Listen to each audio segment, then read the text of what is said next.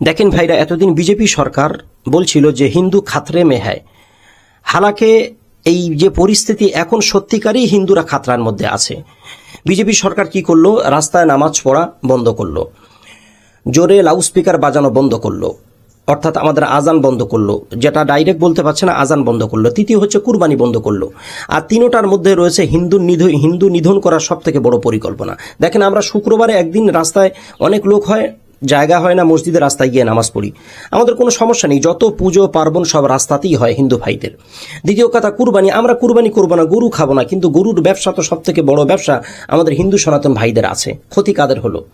তৃতীয় হচ্ছে যে আমরা এই রাস্তাঘাটে নামাজ পড়া, গরু কুরবানি করা, লাউডস্পিকারে কোনো শব্দ বা আজান দেওয়া, এতে আমাদের কোনো সমস্যা নেই। আমাদের মসজিদে কয়জন নামাজ পড়তে আসে? যারা নামাজি তারা নামাজ পড়তে আসবে, লাউডস্পিকারের কোনো দরকার নেই আমাদের।